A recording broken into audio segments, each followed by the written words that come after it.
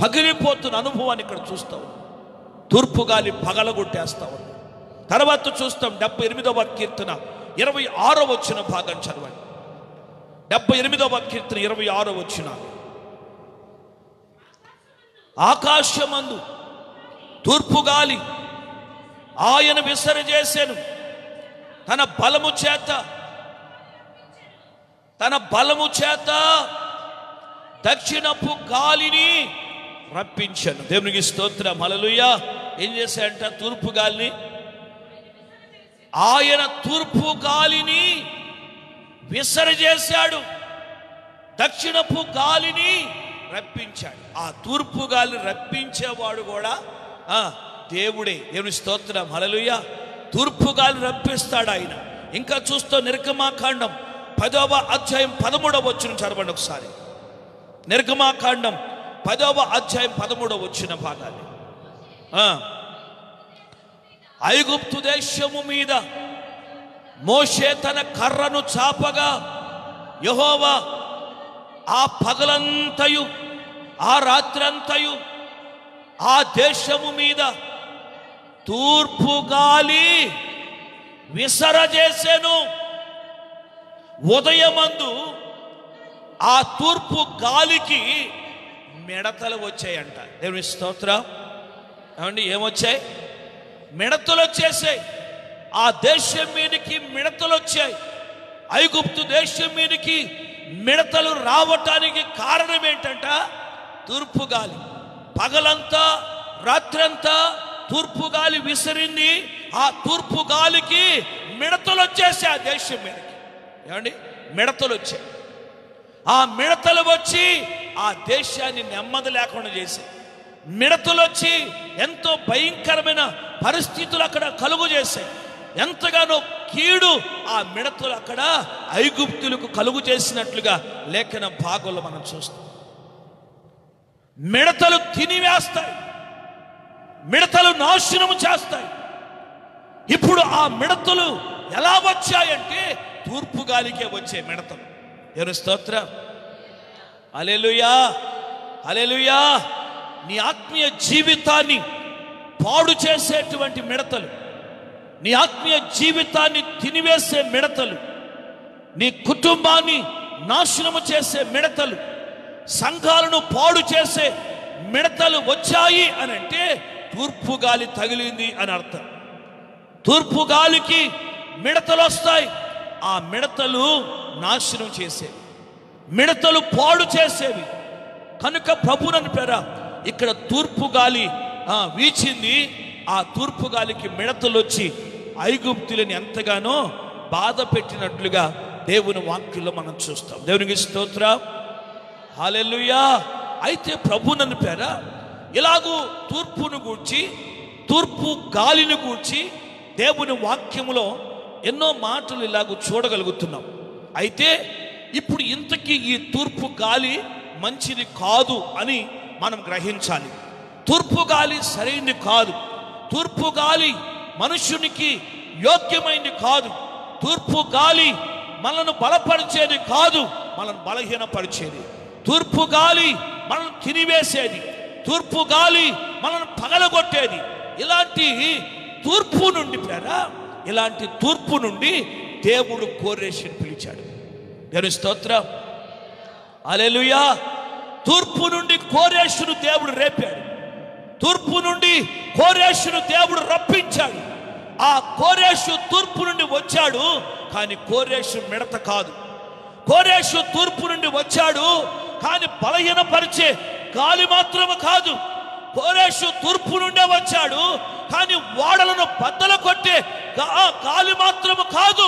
ఆ కోరేషు తూర్పు నుండే వచ్చిన వాడు, కానీ ఆ కోరేషు ప్రజలను బలపరిచాడు, ఇశ్రాయేలును రక్షించాడు, ఇశ్రాయేలును విడిపించాడు, ఇశ్రాయేలును యెరూషలేముకు పంపించాడు. ఇశ్రాయేలు కొరకు దేవుని మాటకు లోబడి అతడు తూర్పు నుండి వచ్చినప్పటికీ కీడు చేయకుండా, నాశనము చేయకుండా, పగలగొట్టకుండా ఇశ్రాయేలు ప్రజలు ఎంతగానో కాపాడాడు. హల్లెలూయా. బబులోనీయులైతే పగలగొట్టేశాడు కానీ, బబులోనీయులైతే తుత్తులుగా చేశాడు కానీ, బబులోనీయుల యొక్క నడికట్టులు, రాజుల యొక్క నడికట్టులు అయితే వాళ్ళు తీసి పారవేశాడు కానీ ఇశ్రాయేలు మాత్రము నాశనము చేయలేదు. ఇశ్రాయేలుకి ఆయన ఎంతగానో బలముగా ఉన్నాడు. దేవుని స్తోత్రం, హల్లెలూయా. ఇశ్రాయేలును బలపరిచాడు, ఇశ్రాయేలును ఆదరించాడు, ఇశ్రాయేలును విడిపించాడు, ఇశ్రాయేలును ప్రోత్సహించాడు. మీరు వెళ్ళి మందిరము కట్టాలి అని. దేవునికి స్తోత్రం, హల్లెలూయా. కనుక తూర్పు నుండి వచ్చినటువంటి గాలి నాశనం చేసింది కానీ, బలహీనం చేసింది కానీ, పగలగొట్టింది కానీ, మిడతలు వచ్చి తినివేసే కానీ, కోరేషు మాత్రం తూర్పు నుండి వచ్చిన వాడే. కానీ కోరేషు ఇశ్రాయేలు ప్రజలను రక్షించినవాడు, ఇశ్రాయేలు ప్రజలను బలపరిచినవాడు, ఇశ్రాయేలు ప్రజలను విడిపించిన వాడుగా ఉన్నట్లుగా దేవుని వాక్యలు మనం చూస్తున్నాం. జకరియా ప్రవచన గ్రంథం 8వ అధ్యాయం 7వ వచనం చదువుదాం.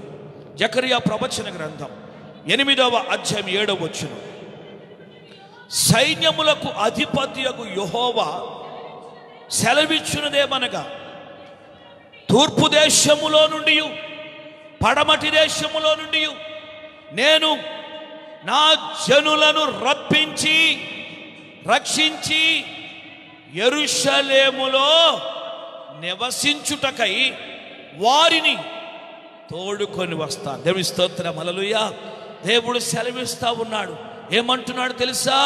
తూర్పు దేశము నుండి, తూర్పు నుండి, పడమటి నుండి నా జనులను నేను రప్పించబోతున్నాను, నా ప్రజలను తోడుకొని రాబోతున్నాను. నేను వారిని రప్పించి రక్షించి వారిని యెరూషలేముకు నేను చేర్చబోతున్నాను అంటున్నాడు. ఎక్కడి నుండి రప్పిస్తాడంట? తూర్పు నుండే రప్పిస్తాడు. యెషయా ప్రవచన గ్రంథం 43వ అధ్యాయం 5వ వచనం చదువుదాం. యెషయా ప్రవచన గ్రంథం 43వ అధ్యాయం 5వ వచనం. భయపడకుము, నేను నీకు తోడై ఉన్నాను. తూర్పు నుండి నీ సంతానమును తెప్పిస్తాను, పడమటి నుండి నిన్ను సమకూరుస్తాను. అప్పగించుము అని ఉత్తర దిక్కునకు ఆజ్ఞయిస్తాను, బిగబట్టవద్దని దక్షిణ దిక్కునకు ఆజ్ఞయిస్తాను. దేవుని స్తోత్రం, హల్లెలూయా. తూర్పు నుండి పడమటి నుండి నీ కుమారులను, నీ కుమార్తెలను, నీ సంతానము నేను రప్పిస్తానంటాడు. దేవుని స్తోత్రం, హల్లెలూయా. దేవుడు సెలవిస్తున్నటువంటి మాటలు, యెరూషలేముతో మాట్లాడుతున్న మాటలు ఇవి. యెరూషలేమా, నీ కుమారులు, నీ కుమార్తెలను నేను రప్పిస్తాను. ఎక్కడి నుండి? ఎక్కడున్నారు? ఎక్కడున్నారండి? తూర్పున ఉన్నారు, తూర్పున ఉన్నారు. ఇశ్రాయేలు ప్రజలు తూర్పున ఉన్నారు. అయితే ఇప్పుడు తూర్పున ఎందుకున్నారు? తూర్పు దేశం పారసిక దేశం కదా, తూర్పున కోరేషు ఉన్నాడు కదా, తూర్పున పారసిక రాజులు కదా ఉంది. ఇప్పుడు ఇశ్రాయేలు ఉంది బబులోను చెరలో కదా. ఇప్పుడు ఇశ్రాయేలుని ఇప్పుడు తూర్పున ఎందుకున్నారు? నేను తూర్పు నుండి వారిని రప్పిస్తాను అంటాడు. స్తోత్రం, హల్లెలూయా. తూర్పు నుండి నేను రప్పిస్తాను, పడమటి నుండి నేను రప్పిస్తాను అంటున్నాడు. అయితే ఇంతకీ వారు తూర్పున ఎందుకున్నారంటే, ఇశ్రాయేలు ప్రజలను బబులోను చక్రవర్తి అయినటువంటి నెబుకద్నెజరు చెరపట్టుకొని తీసుకొని వెళ్ళిన తర్వాత వారిని పారసిక దేశంలో షూషాను కోటలో జ్ఞానులందరినీ ఉంచినట్లుగా లేఖనంలో మనం చూస్తాం. జ్ఞానులందరూ ఎక్కడున్నారు? షూషాను కోట. షూషాను కోట పారసిక దేశంలో ఉంది. ఆ షూషాను కోటలోనే ఎస్తేరు ఉన్నట్లుగా, ఆ షూషాను కోటలోనే దానియేలు ఉన్నట్లుగా మనం చూడగలుగుతాం. 8వ అధ్యాయం దానియేలు గ్రంథంలో చూస్తే, నేను పారసిక దేశమందు షూషాను కోటలో నేను ఉన్నప్పుడు నాకు ఒక దర్శనము కలిగెను అని అంటాడు. దేవుని స్తోత్రం, హల్లెలూయా. ప్రభు నన్ను పేర ఇక్కడ షూషాను కోట పారసిక దేశంలో ఉంది. ఇప్పుడు ఆ షూషాను కోటలో నెబుకద్నెజరు రాజు ఏం చేశాడు తెలుసా? జ్ఞానులందరిని కూడా ఆ షూషాను కోటలో ఉంచాడు. దేవుని స్తోత్రం, హల్లెలూయా. అందుకే మత్తయి సువార్త 2వ అధ్యాయం 1వ వచనం చదివితే అక్కడ రాయబడుతుంది. మత్తయి సువార్త 2వ అధ్యాయం 1వ వచనం. ఆ రాజు అయిన హేరోదు దినముల యందు యూదయ దేశపు బెత్లెహేములో యేసు పుట్టిన పిమ్మట ఇదిగో తూర్పు దేశపు జ్ఞానులు యెరూషలేమునకు వచ్చారు. చాలు, దేవుని స్తోత్రం, హల్లెలూయా. ఏమండి, యేసుక్రీస్తు ప్రభులు వారు పుట్టాడు. యూదయ బెత్లెహేమునందు యేసుక్రీస్తు ప్రభులు వారు పుట్టిన తరువాత యూదయ బెత్లెహేమునకు తూర్పు దేశపు నుండి జ్ఞానులు వచ్చారంట. తూర్పు దేశపు జ్ఞానం. ఈ తూర్పు దేశపు జ్ఞానులు ఎవరు? తూర్పు దేశం అంటే ఏంటి? దేవుని స్తోత్రం, హల్లెలూయా. ఆ తూర్పు దేశం పారసీక దేశమే. యెరూషలేముకు తూర్పుగా ఉన్న దేశము పారసీక దేశం. ఆ పారసీక దేశంలో షూషాను కోట ఉంది. ఆ షూషాను కోటలో జ్ఞానులు ఉన్నారు. దానియేలు జ్ఞానవంతుడు. దానియేలు ఉన్నట్లుగా అక్కడ జ్ఞానము కలిగిన వారందరూ కూడా షూషాను కోటలో ఉంచబడ్డారు. ఇప్పుడు యేసుక్రీస్తు ప్రభులు వారు పుట్టిన తర్వాత ఆ షూషాను కోట నుండి, ఆ తూర్పు దేశము నుండి ఆ జ్ఞానులు బెత్లెహేమునకు వచ్చి యేసును చూచి ఆయన కనుగొని ఆయనకు బంగారము, బోళము, సాంబ్రాణి అర్పించి దేవుని ఎంతగానో స్తుతించారు. స్తోత్రం చెప్పండి, హల్లెలూయా. ఇప్పుడు తూర్పు దేశపు జ్ఞానులు పారసీక దేశము నుండి వచ్చిన వారే. పారసీక దేశంలో షూషాను కోట నుండి వచ్చిన వారు అని చెప్పి దేవుని వాక్యాన్ని బట్టి మనం గ్రహించాలి. దేవునికి స్తోత్రం చెప్పండి గట్టిగా, హల్లెలూయా. ఇలాగున ప్రేర తూర్పును గూర్చినటువంటి విషయాలు ఎన్నో మనం బైబిల్ గ్రంథంలో చూడగలుగుతాం. అయితే ఇప్పుడు ఆ తూర్పు దిక్కు నుండే దేవుడు కోరేషు అనే వ్యక్తిని రేపాడు. దేవుని స్తోత్రం. అతన్ని పిలిచాడు. అయితే ఈ కోరేషు ఏం చేశాడో తెలుసా? ఈ కోరేషు బలహీనపరిచిన వాడు కాదు. ఈ కోరేషు వాడలను పగలగొట్టిన వాడు కాదు. ఈ కోరేషు ఇశ్రాయేలు ప్రజలను మిడతల వలె తినివేసిన వాడు కాదు. ఇశ్రాయేలు ప్రజలను రక్షించాడు. ఇశ్రాయేలు ప్రజలను విడిపించాడు. ఇశ్రాయేలు ప్రజలు యెరూషలేముకు పంపించాడు. ఇశ్రాయేలు ప్రజలను ఎంతగానో బలపరిచినట్లుగా లేఖన భాగంలో మనం చూస్తున్నాం. దేవునికి స్తోత్రం చెప్పండి గట్టి, రెండు చేతులది స్తోత్రం చెప్పండి, హల్లెలూయా. కనుక ప్రభునని పేర ఆ కోరేషు ఎలాగూ ఇశ్రాయేలు కొరకు తూర్పు నుండి వచ్చాడు, అలాగే మన ప్రభు అయిన యేసుక్రీస్తు ఆయన నీతి సూర్యుడిగా మన కొరకు ఉదయించాడు. దేవుని స్తోత్రం, హల్లెలూయా. ఆయన ఉదయించి మనల్ని రక్షించడానికి వచ్చాడు, మనల్ని విమోచించడానికి వచ్చాడు. ఆయన మనం పాడు చేసేవాడు కాదు. ఆయన మనం బలహీనపరిచేవాడు కాదు. ఆయన మనం పగలగొట్టేవాడు కాదు. ఆయన మనం తినివేసేవాడు కాదు. మన యేసుక్రీస్తు ప్రభులు వారు మనల్ని రక్షించేవాడు, మనల్ని బలపరిచేవాడు, మనల్ని ఆదరించేవాడు, మనల్ని క్షేమముగా సియోనుకు నడిపించేవాడు. హల్లెలూయా. కోరేష్ అయితే ఇశ్రాయేలు ప్రజలను బలపరిచి వారిని విడిపించి వారిని యెరూషలేముకు పంపించాడు. కానీ మన ప్రభువైన యేసుక్రీస్తు అయితే మనను రక్షించి, మనల్ని బలపరిచి, మనల్ని విడిపించి, మనలను పరమ సియోనుకి చేర్చేవాడు మన ప్రభువైన యేసుక్రీస్తు. రెండు చేతులు దేవుని స్తోత్రం చెల్లిద్దాం, గంభీరంగా స్తోత్రం చెల్లిద్దాం. హల్లెలూయా, హల్లెలూయా.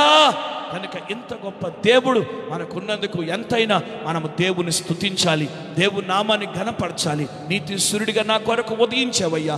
ఇదిగో ఆనాడు కోరేషు ఇశ్రాయేలు ప్రజల కొరకు ఉదయించినట్లుగా నా కొరకు నీవు ఉదయించావు. నా కొరకు ఉదయించి నన్ను రక్షించావు, నన్ను విడిపించావు, సియోనుకు నన్ను నడిపిస్తున్నావు. నీకు స్తోత్రాలు ప్రభు అని చెప్పి దేవుని స్తుతిస్తూ ప్రభు నామాన్ని ఘనపరుస్తూ దేవుని యొక్క రాకడకు సిద్ధపడి మనము పరమ సియోనుకు చేరుకుని ఆయన రాజ్యంలో యుగ యుగములు మరి ప్రభుత్వం కూడా ఉందాం. దేవుడి మాటలు దీవించి ఆశీర్వదించునుగాక. ఆమేన్. అందరూ కూడా తలలు వంచండి, కళ్ళు మూసుకునండి. పిల్లరా, ఈ యొక్క సియోనుకి నడిపించటానికి, యెరూషలేముకు నడిపించటానికి మన ప్రభు అయిన యేసుక్రీస్తు మన కొరకు ఈ లోకములోనికి వచ్చి ఆయన మన కొరకు ఉదయించి మనం రక్షించటానికి ఆయన శ్రమపడ్డాడు, హింసించబడ్డాడు, దూషించబడ్డాడు, నిలువెల్ల నలిగిపోయాడు, రక్తమంతా ధారపోసి శిలువ మరణం పొందాడు. ఇది ఎవరు చేయలేని త్యాగం, ఎవరు చూపలేని ప్రేమ యేసయ్య మన కొరకు చూపాడు. ఆయన చేసిన త్యాగాన్ని బట్టి, ఆయన చూపిన కృపను బట్టి ఎంతైనా దేవుని స్తుతించాలి. దేవుని సన్నిధిలో ఒక్క నిమిషం పాటు ప్రార్థన చేద్దాం. ఒక్క నిమిషం పాటు దేవుని సన్నిధిలో ప్రార్థన చేద్దాం. ప్రభు నామాన్ని ఘనపరచుదాం, ప్రభు నామాన్ని మహిమపరచుదాం. ఒక్క నిమిషం దేవుని సన్నిధిలో ప్రార్థన చేయి. ప్రభువా, నిజమేనయ్యా, ఆనాడు ఇశ్రాయేలు ప్రజలు విడిపించటానికి కోరేషును ఎన్నుకున్నాం. అతడు సూర్యోదయ దిక్కు నుండి, తూర్పు నుండి వచ్చాడయ్యా. తూర్పు గాలి ఎంత భయంకరమైందో, తూర్పు గాలి ఏం చేస్తుందో అయ్యా లేఖనాల ద్వారా మాతో మాట్లాడావు. అంత అయ్యా అలాంటి పరిస్థితి ఉంది ప్రభా తూర్పున. కానీ కోరేష్ అయితే ఇశ్రాయేల్ కొరకు వచ్చాడు. కోరేష్ ఇశ్రాయేల్ ప్రజలు రక్షించాడు. నీ మాటకు లోబడ్డాడు ప్రభా. అయ్యా మా మీద ఆ తూర్పు గాలి తగలకుండా చేయ్యా. ఆ తూర్పు గాలి మాకు దూరమవును గాక అని ప్రార్థన. తూర్పు గాలి దూరమవును గాక, బలహీనపరిచే గాలి దూరమవును గాక, ఓడలను పగలగొట్టే గాలి దూరమవును గాక, మిడతలను తీసుకుని వచ్చే గాలి దూరమవును గాక. దేవుడే మనకు క్షేమం కలుగు చేయనుగాక. మన ప్రభు మన కొరకు వచ్చునుగాక. ఆయన మనం దీవించునుగాక. ఆయన మనం ఆశీర్వదించునుగాక. మనం సియోనుకు నడిపించునుగాక. అందరూ గట్టిగా చప్పులు కొడుతూ ప్రభుని మహిమపరచును. హల్లెలూయా, హల్లెలూయా, హల్లెలూయా. ఆయన నామాన్ని మనం కనపరచాలి. హల్లెలూయా. రెండు చేతులే దేవుని స్తోత్రాలు చెల్లిద్దాం. హల్లెలూయా. మంచి పేద ఈ సమయంలో పరిశుద్ధ లేఖనం భాగం నుండి కొన్ని మాటలు మనం ధ్యానం చేద్దాం. యెషయా ప్రవచన గ్రంథం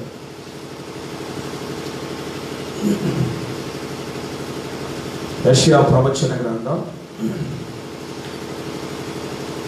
41వ అధ్యాయం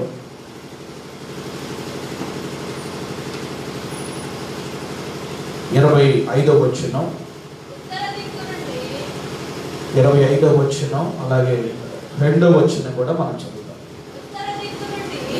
ఉత్తర దిక్కు నుండి నేను ఒకరిని రేపుచున్నాను, నా నామమున ప్రార్థించువాడొకడు సూర్యోదయ దిక్కు నుండి వచ్చుచున్నాడు. తన ప్రవర్తన అంతటిలో నీతిని జరిగించు వానిని తూర్పు నుండి రేపి పిలిచిన వాడెవడు?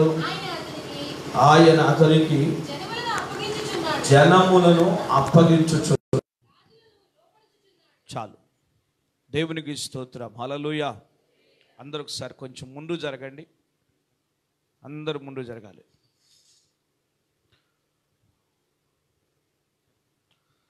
జరగండి.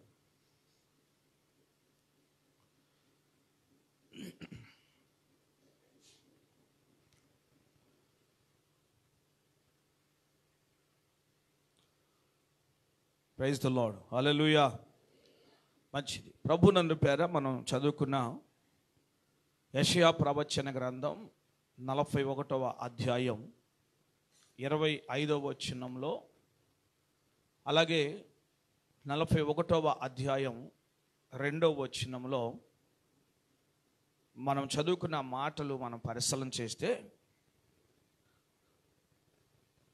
ఇక్కడ దిక్కులు కనబడతా ఉన్నాయి. తూర్పు దిక్కు, తర్వాత సూర్యోదయపు దిక్కు. 25వ వచనంలో సూర్యోదయ దిక్కు నుండి అని అన్నాడు. 2వ వచనంలోనేమో తూర్పు దిక్కు నుండి అని చెప్పబడతా ఉంది.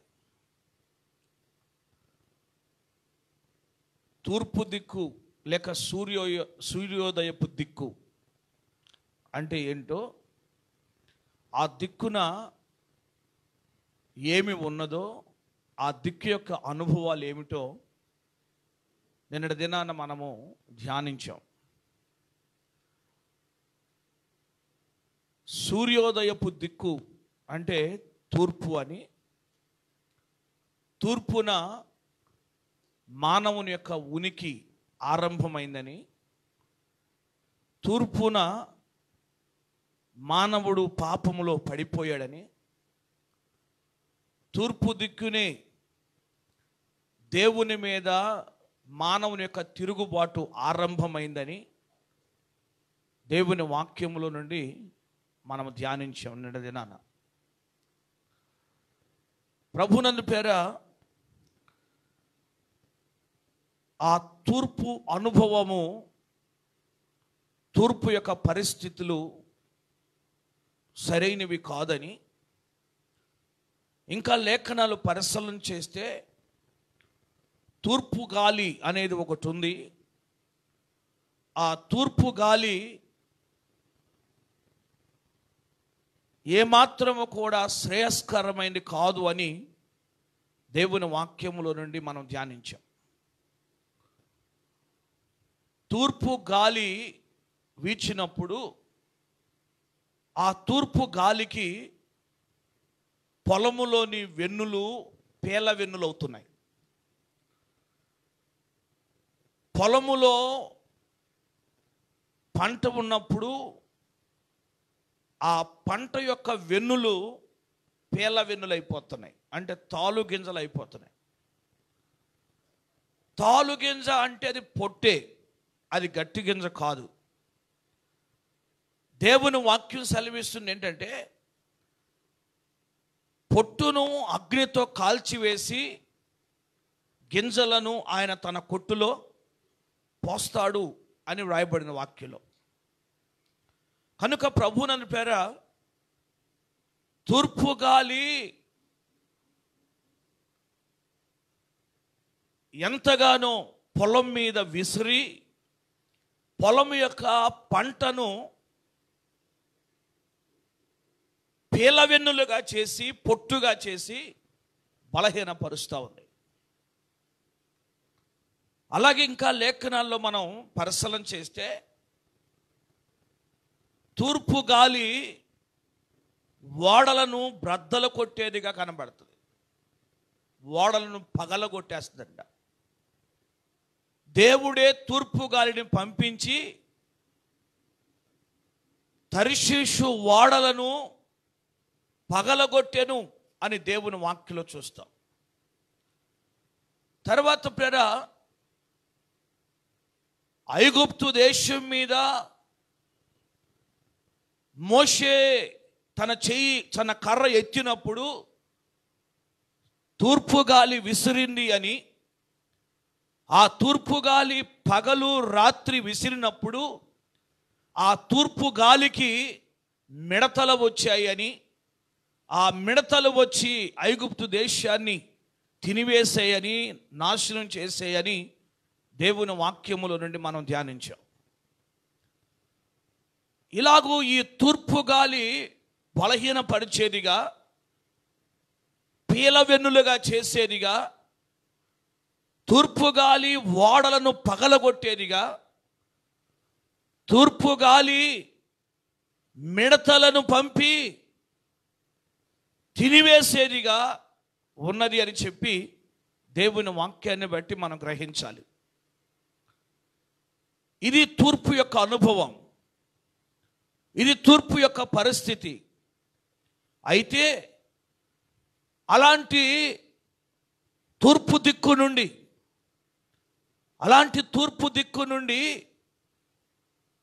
దేవుడు ఒకరిని పిలుచుచున్నాడు. దేవుడు పిలిచినప్పుడు ఆ సూర్యోదయ దిక్కు నుండి ఒకడు వస్తా ఉన్నాడు. వచ్చుచున్నవాడు ఎలాంటి వాడు, వచ్చుచున్నవాడు ఏం చేశాడు, ఏం చేస్తున్నాడు అనేటువంటి విషయాన్ని గురించి మనం పరిశీలన చేస్తే, ఆ తూర్పు నుండి వచ్చుచున్నవాడు కోరేషే. ఆ కోరేషు ఇశ్రాయేలు ప్రజలను బలహీనపరిచిన వాడు కాదు, ఇశ్రాయేలు ప్రజలను పగలగొట్టిన వాడు కాదు, ఇశ్రాయేలు ప్రజలను తిరివేసిన తూర్పు నుండి వచ్చిన ఒక మిడత లాంటి వాడు కాదు. కోరేషు ఇశ్రాయేలు ప్రజలకు క్షేమం కలుగు చేశాడు, ఇశ్రాయేలు ప్రజలను బలపరిచాడు, ఇశ్రాయేలు ప్రజలను విడిపించాడు, ఇశ్రాయేలు ప్రజలను యెరూషలేముకు పంపి మందిర నిర్మాణం చేసేటట్టుగా చేశాడు కోరేషు. దేవునికి స్తోత్రం, హల్లెలూయా. ఇలాగూ ప్రేర కోరేషు ఇలాంటి కార్యాన్ని చేసినట్లుగా మనం చూస్తూ ఉన్నాం. స్తోత్రం చెప్పండి గట్టిగా. చేంజ్ ఎవరు మార్చు. స్తోత్రం, హల్లెలూయా.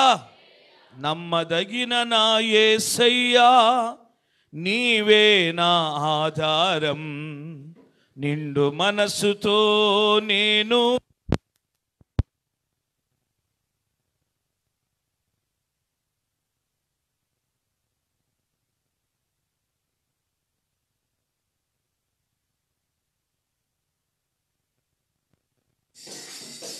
హల్లెలూయా అనుచు ఆనందగానముతో, హల్లెలూయా అనుచు ఆనందగానముతో, అనుదినము స్తుతి ఘన మహిమలు నీకే చెల్లింతు, అనుదినము స్తుతి ఘన మహిమలు నీకే చెల్లింతు.